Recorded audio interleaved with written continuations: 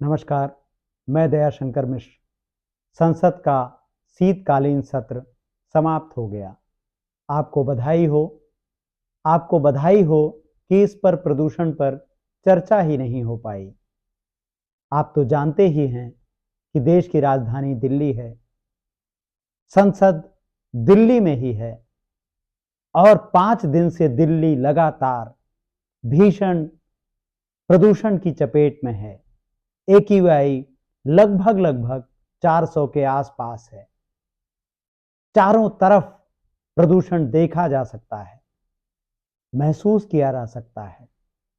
उसमें दम घुट रहा है, फेफड़े जल रहे हैं, छलनी हो रहे हैं। डॉक्टर बता रहे हैं कि कोरोना में जैसे फेफड़ों में पैचेस पड़ गए थे, प्रदूषण के कारण भी वैसी ही दशा हमारे फेफड़ों की हो रही है। लेकिन संसद में इस पर बहस नहीं होती। लोकसभा में नेता प्रतिपक्ष राहुल गांधी प्रदूषण पर चर्चा की मांग करते हैं, कहते हैं कि सब कुछ सारे अंतर भुलाकर हम प्रदूषण पर बात करें। सरकार की तरफ से कुछ कहा सुना नहीं जाता। संसद का सत्र समाप्त हो जाता है। क्या इससे प्रदूषण भी समाप्त हो जाएगा? अमेरिका ने बेतहाशा हम पर टैरिफ थोप दिया। हमारे उद्योग धंधे तबाह हो रहे हैं। लेकिन आपको बताया क्या जाता है? आपको बताया जा रहा है कि कैसे आप आत्मनिर्भर बन रहे हैं। तमिलनाडु के मुख्यमंत्री M.K. स्टालिन प्रधानमंत्री नरेंद्र मोदी को चिट्ठी लिख रहे हैं कि तमिलनाडु में हर दिन 60 करोड़ का नुकसान हो रहा है अमेरिका द्वारा थोपे गए टैरिफ के कारण। क्या इसकी चर्चा कहीं सुनाई देती है? संसद में टैरिफ पर चर्चा नहीं होती, संसद में प्रदूषण पर चर्चा नहीं होती, लेकिन संसद में 10-10 घंटे वंदे मातरम पर बहस होती है। किसको वो बहस चाहिए थी? वंदे मातरम पर केवल और केवल धन्यवाद प्रस्ताव हो सकता है। आप इस गीत को रचने वाले और उनको आजादी की लड़ाई का हिस्सा बनाने वालों के लिए केवल आप आदर प्रस्तुत कर सकते हैं, लेकिन सरकार ऐसा नहीं करती। सरकार वंदे मातरम की बहस में गांधी, नेहरू को लपेट लेती है। लोगों के दिमाग में भरा जाता है कि असल में ये आजादी के नायक नहीं हैं, आजादी के खलनायक हैं। व्हाट्सएप पर यही सब तैरता रहता है। गोदी मीडिया लगातार आपके दिमाग में यही सब ठूसता रहता है।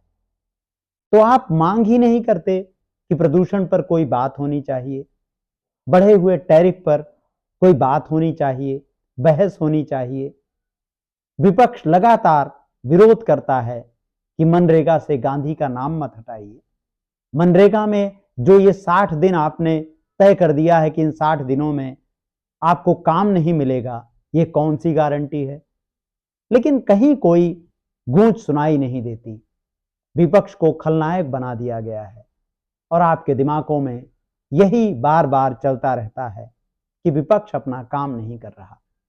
कितनी बड़ी कामयाबी है सरकार की कि आपके दिमाग में सवाल को उलट दिया गया है कि असल में विपक्ष काम नहीं कर रहा, सारा काम तो विपक्ष को ही करना है। क्या प्रदूषण पर विपक्ष फैसले ले सकता है?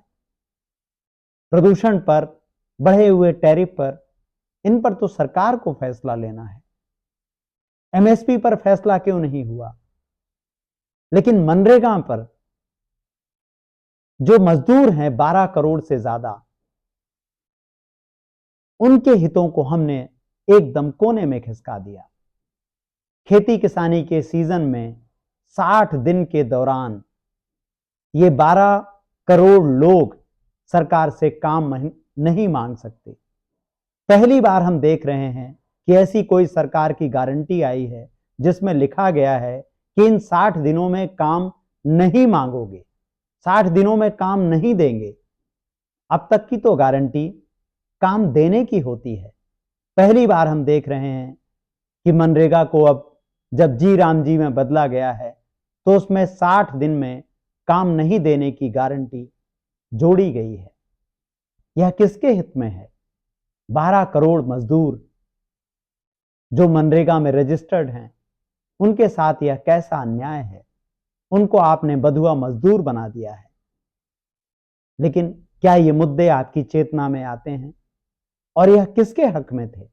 ये उनके हक में हैं जिनका खेती किसानी पर एक छत्र राज्य है। बड़े बड़े किसान, जमींदार, मनरेगा में परिवर्तन उनके वोट को स्थायी करने के लिए किया गया है। इस चिंता में किया गया है कि 240 से कैसे आगे बढ़ेंगे। तो मजदूरों तक तो ये बात पहुंचेगी नहीं। उनको तो आप 5 किलो के राशन से तृप्त करके पहले ही संतुष्ट कर चुके हैं। उनको आप समझा देते हैं कि 125 दिन काम मिलेगा। सरकार ने खुद माना है संसद में कि पिछले 5 वर्षों में केवल 50 दिन ही काम दिया गया है। तो जब सरकार खुद इस फंड का इस्तेमाल नहीं कर पा रही, योजना को ठीक से लागू नहीं कर पा रही, तो नंबर 1 उसके दिन बढ़ाने से क्या फायदा होगा? और सबसे बड़ी बात, ये जो 60 दिन की पाबंदी है, ये कैसे 12 करोड़ नागरिकों को बधुआ मजदूर के रूप में बदल देगी? लेकिन इन सवालों पर कहीं कोई बात नहीं होती।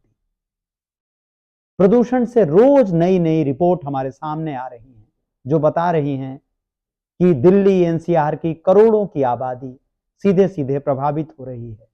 लेकिन क्या आप देश के प्रधानमंत्री नरेंद्र मोदी, गृह मंत्री अमित शाह, देश के पर्यावरण मंत्री, देश के स्वास्थ्य मंत्री और एनसीआर की सरकारों के मुखिया योगी आदित्यनाथ, दिल्ली की मुख्यमंत्री रेखा गुप्ता, हरियाणा के मुख्यमंत्री, क्या इन सबको कभी प्रदूषण पर बात करते हुए आप देखते हैं?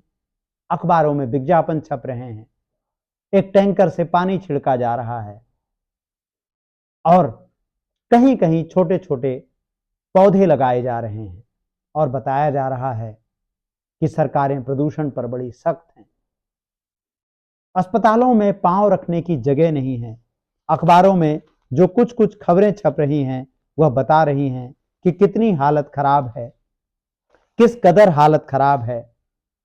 लेकिन क्या आप तक यह बातें पहुंचती हैं? यह खबर है, देखिए कि कैसे अस्पतालों में भीड़ बढ़ती ही जा रही है, पांव रखने की जगह नहीं है। लोग अपने फेफड़े लेकर, लोग अपनी खांसती हुई आवाज लेकर लगातार बेचैनियों में अस्पताल की ओर दौड़ रहे हैं। ये जो तस्वीर आपको हमने दिखाई, ये दिल्ली के एलएनजेपी हॉस्पिटल की है, जो सबसे बड़े अस्पतालों में से एक है। तो निजी अस्पतालों की स्थिति आप समझ सकते हैं।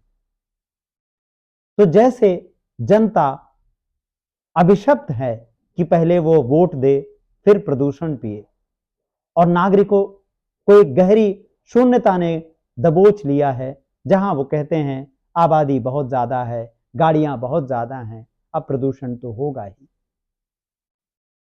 तो जब प्रदूषण होगा ही तो फिर आप सरकार को चुनते ही क्यों हैं, जब सारी स्थितियां वैसी की वैसी ही रहनी है? अच्छे दिन के सपने क्या हुए? अच्छे दिन के सपने क्या केवल एक जुमला बनकर रह गए? जनता की चुप्पियां बढ़ती ही जा रही हैं।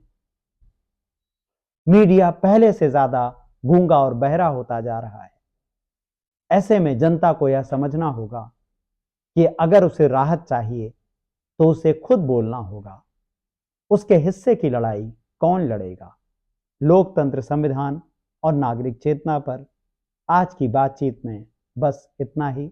अगर आपके लिए संभव है तो हमारे चैनल को लाइक कीजिए, सब्सक्राइब कीजिए और हाँ, ज्वाइन भी कीजिए। नमस्कार, धन्यवाद।